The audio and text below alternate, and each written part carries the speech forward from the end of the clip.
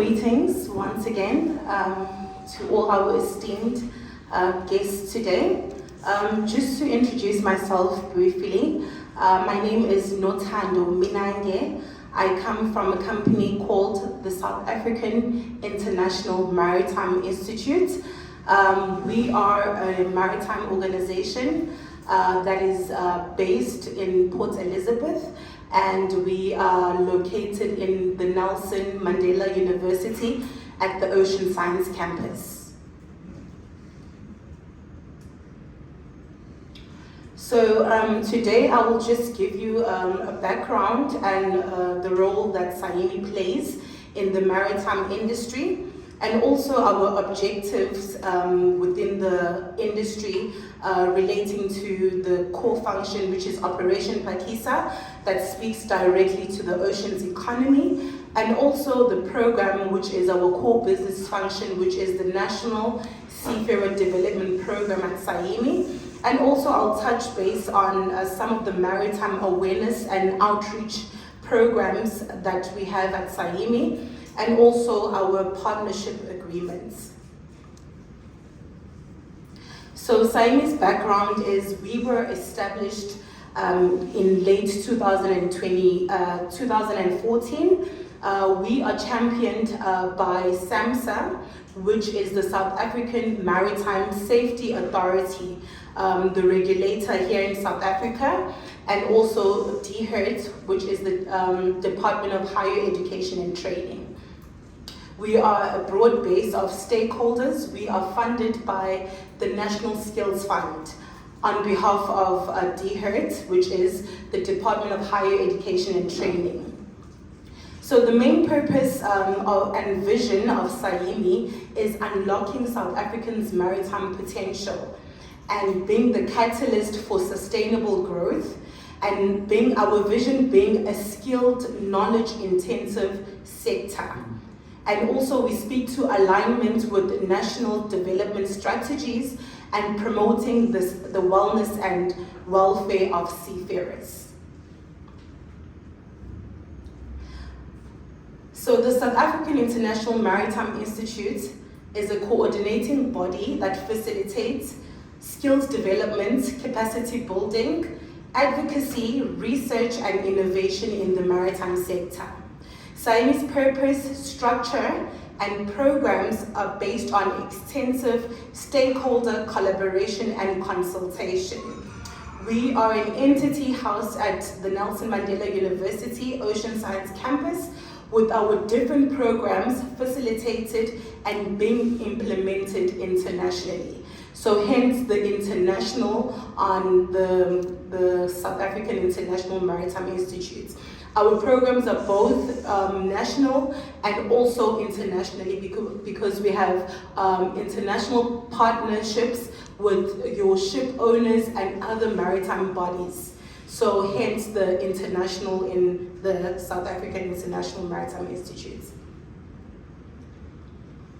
Okay. So SAIMI's strategic trust falls onto advocacy and coordination, where we promote the maritime sector and increase levels of training and placement of trainees and graduates. We also focus on research and innovation within the maritime space, where this is directly as well as through partner institutions and projects. We focus on policy formulation, sector economic growth and opportunities, curriculum development, technology and innovation. And then under education, training, skills development, this is done through partner institutions and training service providers.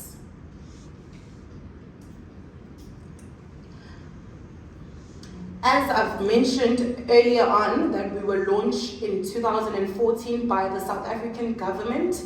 Operation Phakisa was an initiative aimed at unlocking the economic potential of the maritime sector. Phakisa means to hurry up. It's a Sesotho language, which means hurry up, reflecting the urgency to drive economic growth. And it has 7 focus areas highlighting the different sectors in the maritime industry, those sectors being aquaculture, coastal and marine tourism, marine transport and manufacturing, marine protection and ocean governance, offshore oil and gas explorations, small harbor development, fisheries, which is the Ocean Master Plan. SAIMI is mandated by the DHERD to facilitate the delivery of the skills initiative under Operation Pakisa, which is the oceans economy. So the oceans economy initiatives, these would be some of the initiatives that contribute to the growth of the oceans economy. The focus area being the Oceans Economy Master Plan, where SAIMI has participated and chaired task teams focusing on skills development, research and transformation. We've also have sector profiles, SWOT analysis, draft action plans developed, and also the Oceans Economy Master Plan to have a subsector plans for each focus area. So we also contribute to TVET capacitation, where we promote the participation of the TVET sector in the oceans economy through qualification and curriculum development, infrastructure and resource development, industry linkages and awareness, staff complements in line with focus areas. Here in South Africa, we have 3 universities that offer maritime programs, being the Durban University of Technology here in Durban, CPUT in Cape Town, which is the Cape Peninsula University of Technology, and in Port Elizabeth, we have the Nelson Mandela University. So all these universities offer maritime programs such as maritime studies and also marine engineering.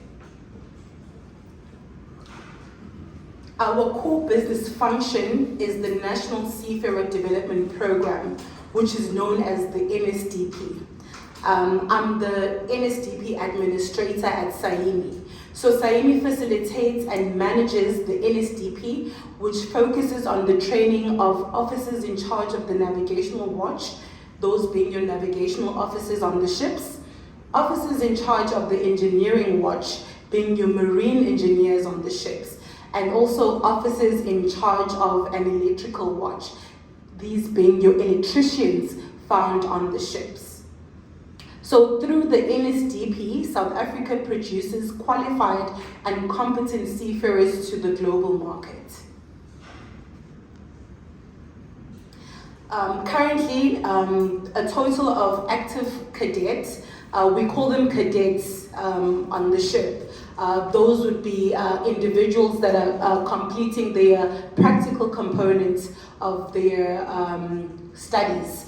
As you know that the traditional manner in which your seafarers go through in order to work on ships, they would first go to a university to finish their theoretical components of their degrees or diplomas. And once they have completed the theory part, they need to do the practical components, which is called a cadetship. So it is referred as a cadetship.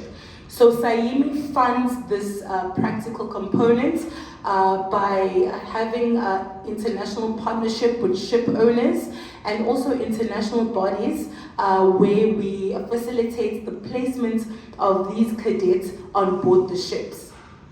And then once the cadets have completed their practical components, they need to sit down for a board exam with the regulator being SAMSA here in South Africa.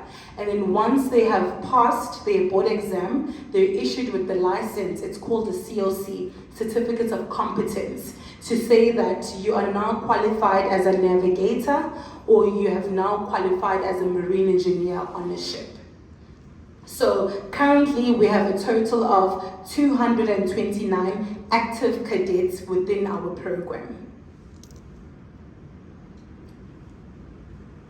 With the training of seafarers, it remains our top priority to ensure that their general well-being is catered for and that they are sound and focused in their respective areas of work, considering the dangerous environment they work in. So we have programs like the Work Readiness Program that helps prepare them mentally before they venture into this career. We are looking to strengthen our mechanisms, focusing on the seafarer wellness and mental health at sea. That is a very important aspect of thriving in the industry. Hence, we are invited here today to find more innovative ways in how we can support our seafarers whilst they're at sea.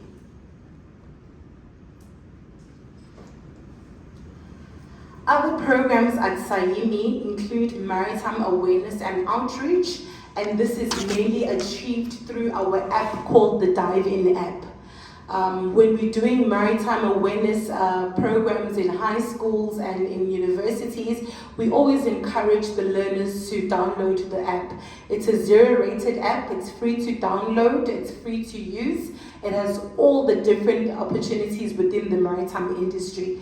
It also highlights the universities that offer these opportunities and also the entry requirements for these opportunities. So the name of the app is called the Diving app. Feel free to download and just to find out what the app is about. It's free to use and free to download.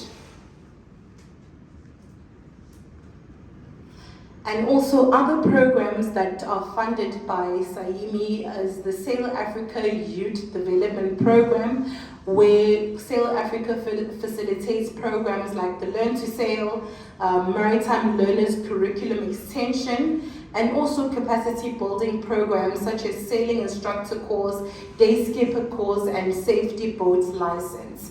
The Sail Africa Youth Development Program is based or is found here in Durban, but it's also a national initiative where school kids are taught how to sail from a very young age. And then one of the other programs that is funded by SAIMI is called the South African Sea Cadets. The South African Sea Cadets is a program dedicated to training and preparing school-going boys and girls for a career in the maritime industry. The South African Sea Cadets is also a national program. You find the training units all over South Africa. We do have a training unit in Port Elizabeth. We do have one here in Durban. We have quite a few in Johannesburg and Cape Town as well. And last but not least, the partnership and collaboration of SAIMI. So SAIMI's network includes partnerships, the advisory board, associates, and alliances. Under the partnership, we have SAMSA being the regulator, DHERT being the funder, the main funder of the program, and the National Skills Fund, and Nelson Mandela University. And at our advisory board sits government representatives, industry experts, and academic leaders. Under our associates, we would have maritime companies, research institutions, and training providers. And last but not least, under our alliances, we would have International Maritime Organization, being the IMO, local NGOs, and community group. Thank you for allowing me to introduce SAIMI, and I welcome any questions.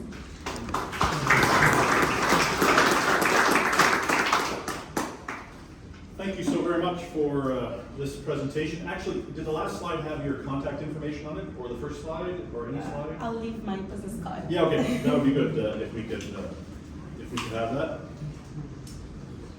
So if you would like, if you'd like to stay in the front, that would be great for some questions. So I have questions, but we do have some time for questions, and we have an expert here with us to answer some questions. So now is definitely the chance to ask. Would anyone like to ask a question after this presentation?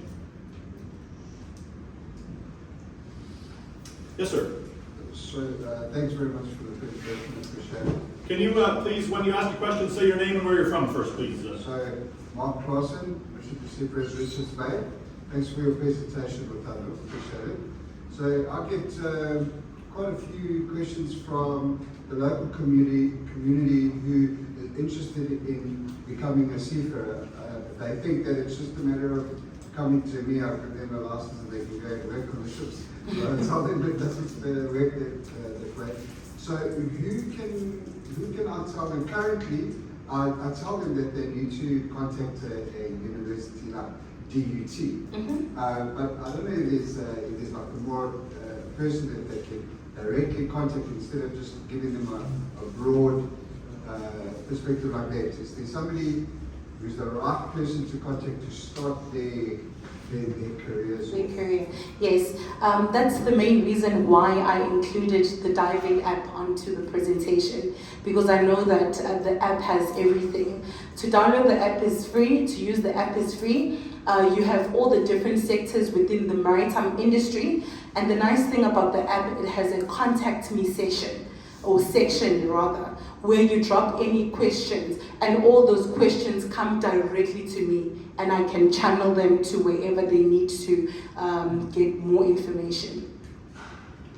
Thank you. Is it only on Google Play Store or on? And on Apple Store as well, Apple Store.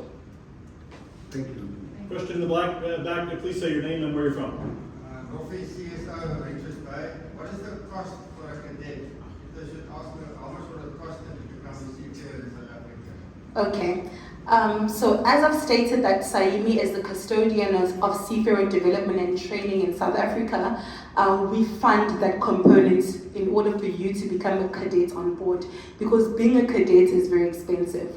One cadet is approximately 700,000. This includes all the pre-sea courses that have to be done, including all the international travel if you need to join a ship in Italy, hotels, stipends, victuals on board, advanced courses. So being a cadet is very expensive. So the program that I just introduced, known as the National Seafarer Development Program, is the program where you are recruited into and you are funded to complete your cadetship. So anybody looking for a job at sea? Yes, go ahead. Bongani Kulu, Father Bongani Kulu from Richards Bay. This is marvelous. Firstly, I would like to ask, in fact I have many questions. But one question which I will ask, from high school, what they must study in order to get involved to the maritime Studies. Yeah. Okay. I always encourage learners to study maths and science, maths and physical science. Some learners think you need to go to a maritime high school in order to be recruited into maritime courses. That's not true. You can go through the route of doing maths and physical sciences. And for both maths and physical sciences, you need 50% in order to be recruited or considered to take a career within the maritime industry, be it maritime studies or marine engineering. We also have programs such as the MEK, known as Marine Engineering Knowledge, and ETO, known as the Electrotechnical Officers. This is where we convert learners that might have studied mechanical engineering but now want to convert their degree into a marine engineering degree. We do have programs like those ones, and also for people that studied electrical engineering and want to convert their degrees into becoming electrical officers on board the ships. We do have programs like those ones. But for anybody that wants to get into the industry, 50% maths and physical sciences. Lovely. Any other questions? Yes, sir. I'm Robbie from Biblia Harbour Mission. I just wanted to ask, you said 700,000 rand. That is right from the first year up to the last year? Yes. Or just for 1 year? Up until you qualify. Then I want to know, say you have a student that's very bright in mathematics and science, but their parents are poor. Is there a bursary scheme for them? Okay. Currently, there are bursaries that are offered by different companies, also including SAIMI, but our bursary is called the Sindiswa Carol Klumayo Bursary. It's focused at sponsoring females only. The main reasons for sponsoring females only is because it has been stated that there's only 2% of females in the industry. So this is a way to encourage more females to get into the industry. We do have companies by the likes of AMSOL, known as African Marine Solutions. They currently do have a bursary that's open for everyone who wants to venture into a career at sea. We also have TITA. TITA is Transport, Education and Training Authority. They always have bursaries for people that are looking to venture into the industry or are looking to advance their studies to masters and studying at the World Maritime University. Are all these bursaries you can apply for the organizations, are they in the Drive-In app? In the Diving app specifically, the Diving app is basically our app at SAIMI, but the bursaries that I've just mentioned are from other institutions. You can go on our social media platforms. We always repost bursaries that are offered by other organizations. Thank you. Alexander, UK and Ireland region. How popular is a life at sea? Is it something that is sought by young people? You spoke of 229 people in the programme. Is there more capacity? Is your budget spent, or is the demand greater than you're able to offer opportunities? Yes, the demand is unfortunately greater than we are able to afford opportunities, but we try to at least recruit twice a year. We have one recruitment drive that's coming up now in September. We will be recruiting for people that will start next year. It's not only SAIMI that offers cadetship programs. You can apply directly with the companies, but the companies always prefer to go through a service provider so that they can take care of your traveling, your visas and whatnot. If you apply directly, a disadvantage is you're going to have to do all the admin for yourself. So there are companies, your likes of Oldendorf, your likes of C-SPAN, your likes of AMSOL that offer opportunities within the industry, but some of the companies would tend to want to go through a specific implementing agent or a service provider. I have a question if I can ask. So one of the advantages of you as a speaker and working in your capacity as well is that you were a seafarer. Yes. Can you tell us a bit about what were the joys of being a seafarer, and also what were the challenges, and how does that, knowing those challenges, how does that impact your work now? Okay, so I was a seafarer. Well, I'm still a seafarer, but because once a seafarer, you'll forever be a seafarer. I sailed on research vessels, on one of the vessels called SA Agulhas 1 and SA Agulhas 2. I also sailed on SA Amandla. SA Amandla is a towing vessel. I also sailed on Umkhoseli. Umkhoseli is an anchor handler. So my experience with being a seafarer, I'm not gonna lie, it wasn't an easy one. It was very hard. It was very hard, but I'm very appreciative of the time that I spent at sea, because as I've told you earlier on, some of the things that I've discovered about myself, I would have never discovered if I didn't take that journey of becoming a seafarer. I never thought that I was that resilient, because in order for you to become a seafarer, never mind being a seafarer, being a female on board the ship where you the only female on the ship, it takes a lot of courage, it takes a lot of resilience, and it requires someone who has a very strong character, because we know with male-dominated industries, at most cases, you would ask yourself, what am I doing here? Because of being undermined, because of specifically, I would say manual handling. There would be manual handling that would be required to be done on board, and you would just ask yourself, how am I going to survive this?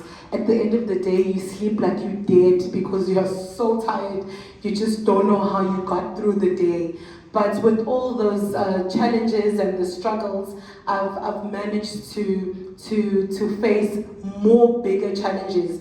I now know that there's no challenge that's bigger than me because I've seen the worst. I've seen the worst. I've worked outside in the Antarctica with minimal temperatures, painting and chipping and doing maintenance. At some stage, I suffered from hypothermia, but I bounced back. I managed to do a full trip without being evacuated as a medevac or as an emergency. I managed to come back to South Africa and I managed to go back again. So that's why I'm saying that those females that work at sea, those are very rare females and they are very strong. You can't tell them anything, they will conquer everything you throw their way. So that was my best revelations for working at sea, and I think at any point in life I might go back. It's a good change of scenery, gaining of clear perspective, and coming back again just to be flexible, both working ashore and working at sea. So that was my experience at sea. And can you say a little bit more about the challenges of life at sea?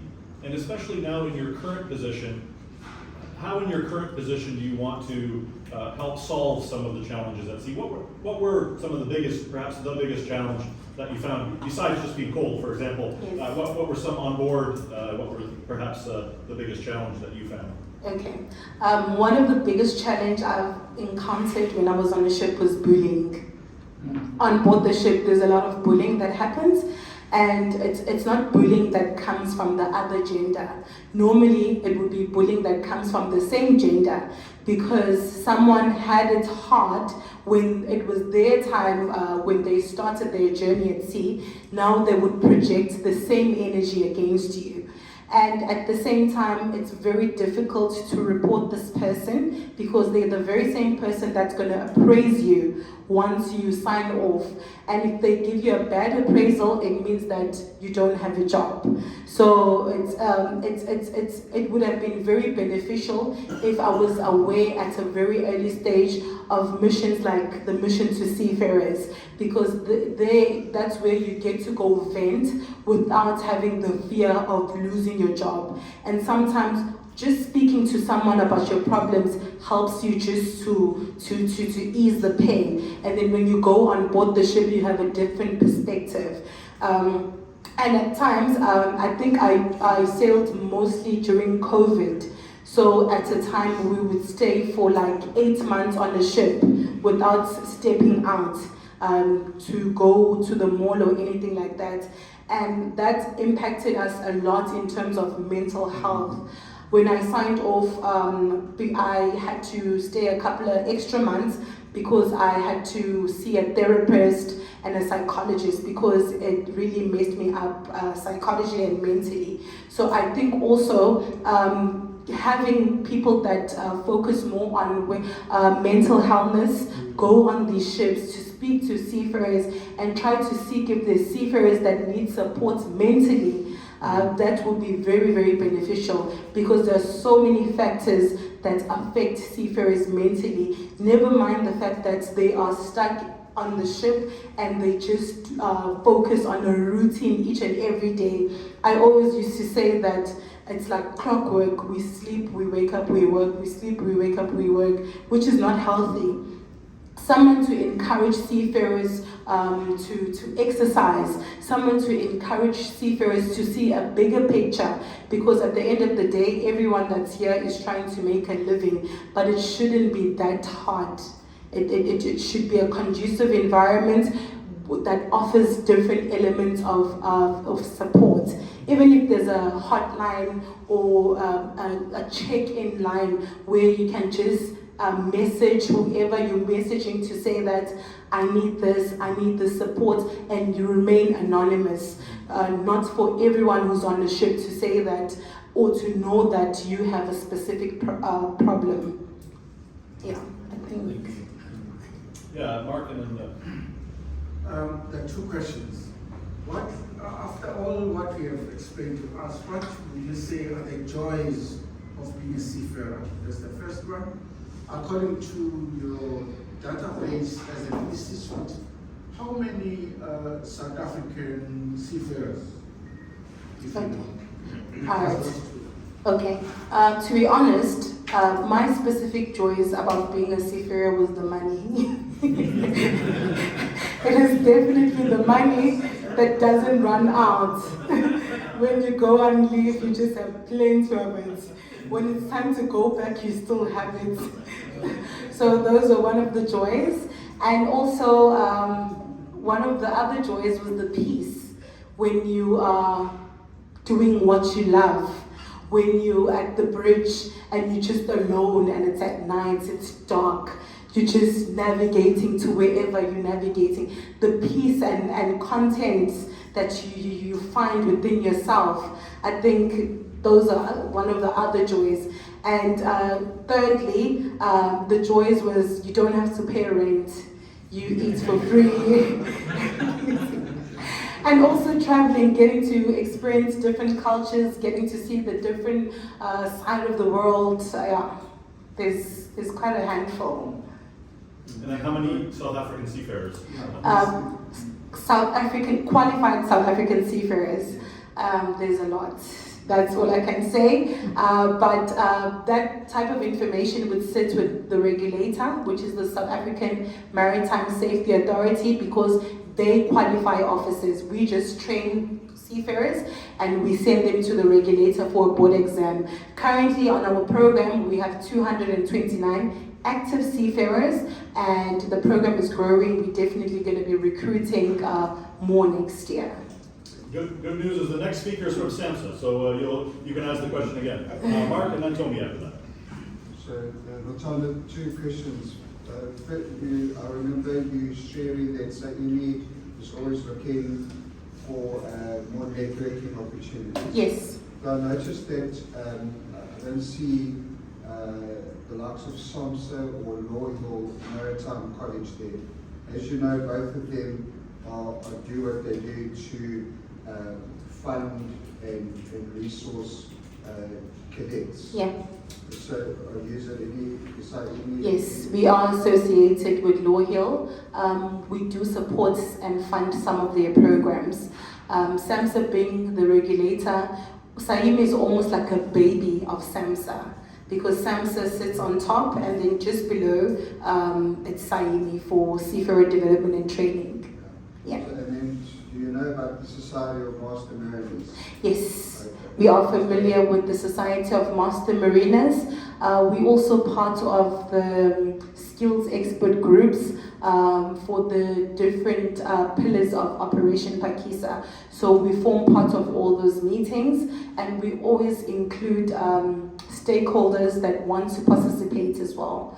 I did mention to one of my colleagues here that we have recently started visiting all the mission to seafarers in South Africa because we're looking at how can we better support or collaborate in order to support the seafarers. So we visited the one in Port Elizabeth, we visited one in Durban, we visited Father Rico in Cape Town. Our next mission was to come to Richards Bay and Muscle Bay and all the other missions that are available just to sort of have a common ground in how are we supporting all these centers. Okay. And then my next question is it's a bit of a personal one. Sorry, we ship visitors, so we do encounter seafarers. And what you just said about, you don't always want to speak out, Yeah. For fear of being targeted or victimized. But for you as a female seafarer, have you experienced any sexual harassment? Yes. Okay, so scenario,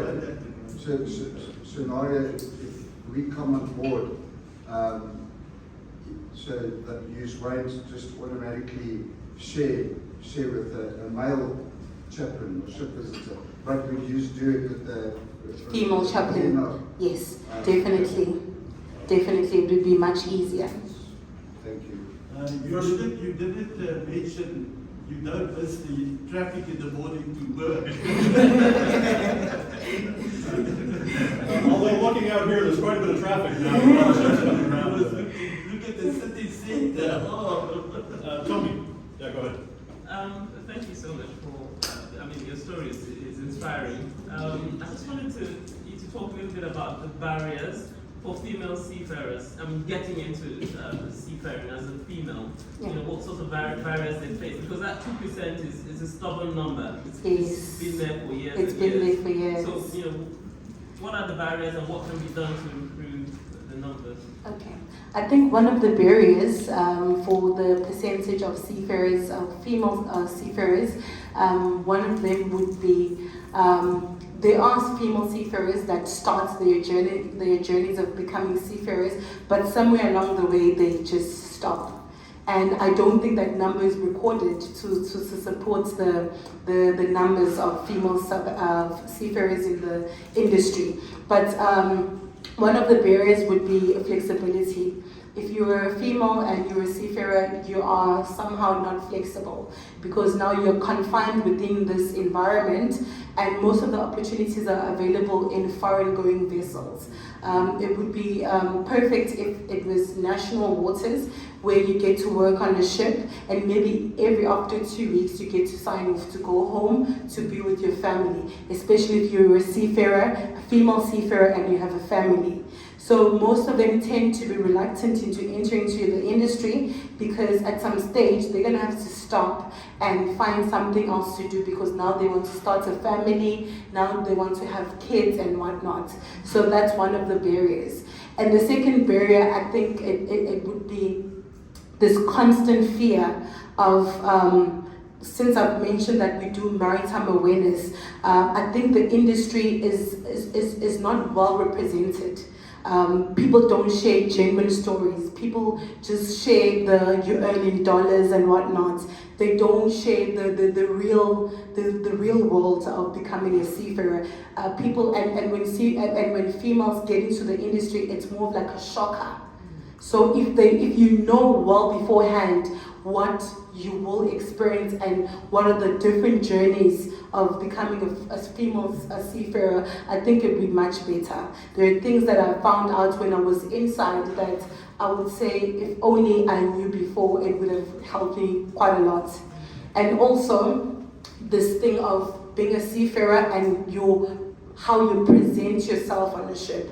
You do get females that say, you're supposed to be free, you're supposed to not mind how others feel. I don't believe that's the case. I do believe it's an inclusive environment, but there's a certain manner you as a female, you have to carry yourself in order for you not to place yourself in awkward positions or awkward scenarios.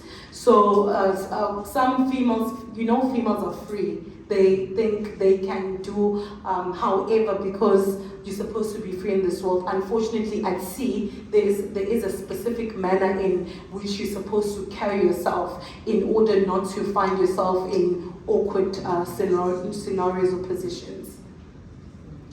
We can continue, I think, on all these subjects for quite a long time. Really important. I have one last question, and I'd love you to be as specific as you can be. What can we do for you?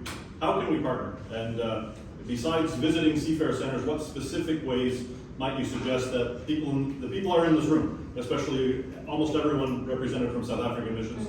What can we do today, tomorrow, next week? What specific ways could we support you and partner together? Okay, I think one of the main things we all can do is to find specific innovative measures or mechanisms or programs that we can present to SAIMI and say, this is a program that's going to support seafarers and we will be willing or assisting in terms of funding to say that, yes, we do believe in this initiative. There is going to be monitoring and evaluation to check the progress of this initiative and we can see the seafarers' betterment or the improvements that's happening within the maritime industry. Would it be helpful to have I don't know if this exists, some sort of committee or something. There are individual representatives from the missions, but it might be good, those of you who are the chairs and the representatives of the missions, to make sure to give your card and follow up. Money is being offered, so here you go. You can either get a job at sea or you can get some funding. So this is one really important thing. Ron, yes? Maybe just a question. We quite advantaged here in South Africa with SAIMI and other organizations. Yeah. What can SAIMI do for our colleagues in the rest of Africa, or the African other colleagues do for you? Yes, the main reason why we are here today and we're looking to meet other members of other missions within South Africa is because we understand that this is an international environment and we do have our seafarers all over the world. So we are trying to channel a sort of link that if one of our seafarers is encountering a problem wherever in the world, we know who to contact and we know where to get assistance. So that's why we are here today to be involved more in this type of setup. Last question, Matthias. Matthias from the German Seafarers mission. Some months ago, I've been to a meeting of IMEC, the International Council for the employers for seafarers. Yes. They were talking that even on the national level now there's a lack of seafarers. But they told, it was said there that not many seafarers from Africa in general. Is there any, let's say, Pan-African or Trans-African initiative for having bigger numbers of African seafarers, as there is lack of seafarers internationally and there are not many seafarers coming from African countries? Okay. Last year, we as SAIMI partnered with IMEC. So we recently formed a relationship where we will be supplying most of our cadets to form part of the IMEC programs. So that is happening gradually, but it is something that we are aware of. And one of the main reasons why we partnered with IMEC is because of that reason. Yeah. But on the Pan-African, is there any cooperation with other African regions? Yes, it's more of like a continuous improvement thing, because also in Nigeria we do have contacts with the local ship owners that are looking to form relationships with us. Yeah. This could continue, I think